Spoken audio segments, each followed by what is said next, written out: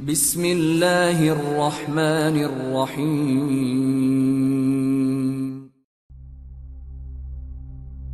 بنی اسرائیل میں ایک بدکار عورت تھی جو بہت بد کردار تھی۔ اللہ نے اس کو حسن و جمال خوب دیا تھا۔ وہ بدکار بھی انتہا درجے کی تھی۔ پوری بستی کے ساتھ اس کے تعلقات تھے۔ وہ اتنی مالدار ہو گئی کہ اس نے اپنے لیے بڑا محل بنایا اور ایک تخت بنوایا۔ وہ تیار ہو کر ملکہ کی طرح تخت پر بیٹھتی اور اس کے ساتھ غلط تعلق رکھنے والے پورے شہر کے امراء تھے۔ اس کی زندگی ایسی ہی گزر رہی تھی۔ ایک مرتبہ کیا ہوا کہ وہ اپنے گھر کا دروازہ کھول کر تخت پر بیٹھی تھی۔ قریب کسی اور بستی کا نوجوان تھا جو بڑا نیک تھا اور عبادت گزار تھا۔ وہ ادھر سے گزرا اور گزرتے ہوئے اچانک اس کے نظر اٹھی اور اس بد کردار عورت پر جا پڑی۔ اس بد کردار عورت کی ایسی تصویر اس کے دل میں چھپی کہ وہ آگے تو چلا گیا مگر اس کا دھیان ادھر ہی بھٹک گیا۔ پھر وہ مراقبے میں، ذکر میں، تسبیحات میں، تلاوت میں جب بیٹھتا تو اس کا دل نہیں لگتا تھا۔ اس نے روزے بھی رکھے لیکن خیال نہ نکلا۔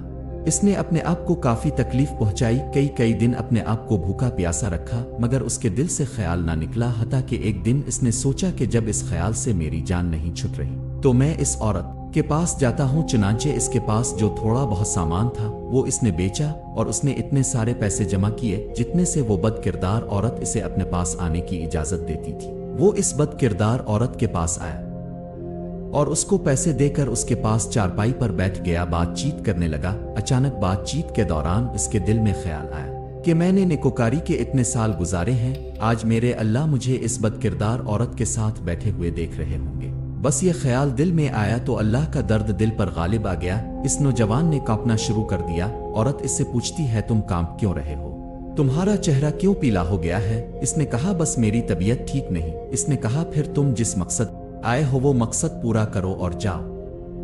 اس نے کہا نہیں۔ وہ بڑی حیران ہو گئی کہ آج تک میں نے اپنی زندگی میں کوئی ایسا مرد نہیں دیکھا جو میرے قریب اس طرح چارپائی پر آ کر بیٹھے اور پھر برائی کیے بغیر یہاں سے واپس چلا جائے۔ یہ نوجوان کیسا ہے؟ مگر نوجوان نے کہا میں جاتا ہوں یہاں سے۔ اس نے کہا تم کون ہو، کیا ہو؟ اس نے بتایا کہ میں اس نام کا بندہ ہوں اور فلاں بستی کا رہنے والا ہوں۔ میرے دل میں یہ خیال آ رہا ہے کہ میں نے اتنی عمر مسلح پر بیٹھ کر گزار دی، آج میرا اللہ مجھے تیرے ساتھ بیٹھے ہوئے دیکھ رہا ہے۔ بس اس کے بعد اس نوجوان کی آنکھوں سے آنسو آ گئے اور وہ وہاں سے چل پڑا۔ اب وہ وہاں سے چلا تو اس عورت کو جو اس کی تھوڑی بہت صحبت ہو گئی، اس کی برکت اس کو مل گئی۔ چنانچہ عورت کے دل میں خیال آیا کہ یہ کو ارون نوجوان اتنا اللہ سے ڈرتا ہے جبکہ اس نے کوئی گناہ بھی نہیں کیا، اور میں تو سارا دن اور ساری رات گناہوں کا مرتکب ہونے والی ہوں، میں تو خدا سے ڈرتی ہی نہیں۔ اس کے دل میں شرمندگی پیدا ہو گئی، ندامت ہونے لگی کہ کروں تو کیا کروں۔ دل میں خیال آیا کہ اچھا چلتی ہوں اور موسیٰ علیہ السلام سے پوچھتی ہوں کہ کیا میرے لیے بھی توبہ کی کوئی صورت ہے۔ وہ اپنے گھر سے نکل کھڑی ہوئی۔ اب اس کو بستی کا ایک بندہ پہچانتا تھا۔ وہ ایسی نامی قرومی خاتون تھی۔ وہ چلی اور جا کر موسیٰ علیہ السلام کو دیکھا تو اس وقت موسیٰ علیہ السلام بنی اسرائیل کو نصیحت فرما رہے تھے۔ اس نے کسی آدمی کے ذریعہ پیغام بھیجا کہ موسیٰ علیہ السلام سے جا کر کہو کہ میں اب سے ملنا چاہتی ہوں۔ اب جس کو پیغام دیا وہ بے وقوف تھا۔ کچھ پیغام پہنچانے والے بھی تو بے وقوف ہوتے ہیں جس کو ڈھنگ نہیں آتا پیغام پہنچانے کا۔ اس خدا کے بندے نے سیدھا جا کر سب کے سامنے کہہ دیا کہ حضرت اب سے فلاں عورت ملنے آئی ہے۔ موسیٰ علیہ السلام نے نام سنا تو آپ کو بہت جلال یا کا لوگ کیا سوچیں گے کہ ایسی عورت ان سے ملنے آئی ہے، ان سے ان کا کیا تعلق ہے؟ موسیٰ علیہ السلام نے غصے میں آ کر کہہ دیا کہ اس سے کہو کہ چلی جائے، میں اس سے نہیں ملنا چاہتا۔ اس بے وقوف نے آ کر کہا کہ میں نے بات تو کہی۔ موسیٰ علیہ السلام بڑے ناراض ہو گئے، وہ بڑے خفا ہوئے، وہ ڈر گئی۔ اس نے کہا میری بدکاریاں ایسی ہیں کہ اللہ مجھ سے پہلے ناراض تھا اور اب اللہ کا نبی بھی مجھ سے بات نہیں کرتا، میرے لیے تو اب دنیا میں ٹھکانہ کوئی نہیں۔ بڑے اداس اور بوجھل قدموں کے ساتھ وہاں سے واپس آئی۔ وہ حیران تھی کہ اللہ کے نبی نے بھی میرے ساتھ بات کرنا گوارا نہ کیا، میں اتنی گری ہوئی عورت ہوں کہ وہ بات بھی نہیں کرنا چاہتے۔ چنانچہ وہ گھر آئی، اس نے گھر کی کنڈی لگائی۔ اس نے اپنے کسی بڑے سے سنا تھا کہ بندہ جب اپنے رب کو منانا چاہے تو اس کو چاہیے کہ وہ اس کے آگے سجدہ کرے۔ چنانچہ اسے اور کوئی طریقہ نہیں آتا تھا۔ گھر کی کنڈی لگا کر ایک جگہ اس نے اللہ کے سامنے سجدہ کیا، دل سے کہہ رہی ہوں میں تیرے سامنے جھک رہی ہوں، اے خدا میرا کوئی نہیں اللہ تیرے سوا۔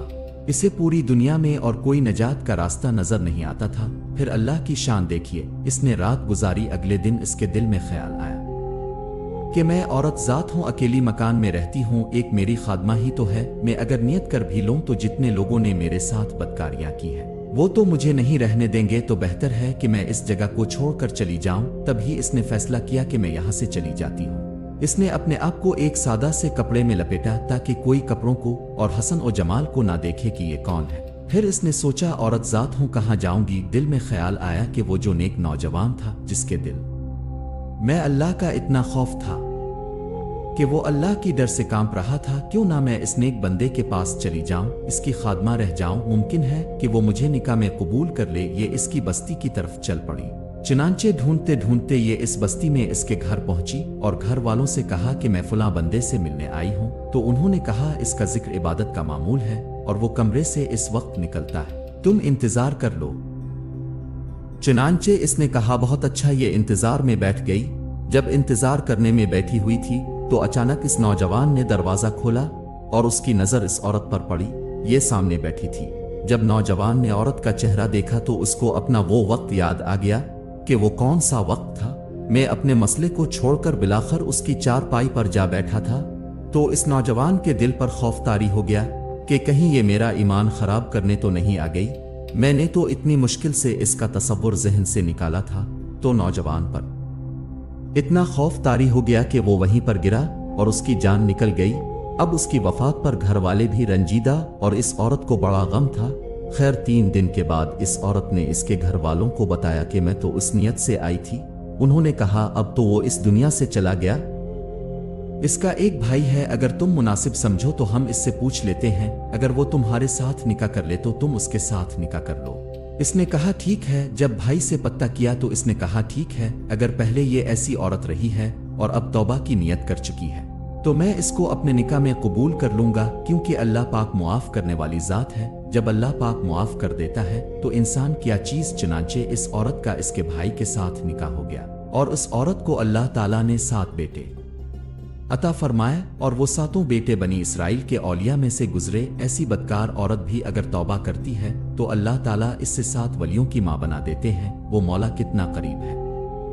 وہ کہتا ہے کہ اے میرے بندے، میرے پاس اتنے گناہ لے کر آئے کہ زمین سے خلا تک کی ساری جگہ کو پور کر دے۔ میرے پاس اتنے گناہ لے کر آئے جتنا دنیا میں درخت تم کے پتے ہیں۔ میرے پاس اتنے گناہ لے کر آہ جتنے دنیا میں ریت کے ذرے۔ میرے پاس اتنے گناہ لے کر آئے جتنا دنیا میں پانی کے قطرے، مگر صرف ایک بار سچے دل سے توبہ کر لے، مجھ سے معافی مانگ، میں تمہاری ساری خطاؤں کو معاف کر دوں گا، کیونکہ میں معاف کرنے والا ہوں، میں بخشنے والا ہوں۔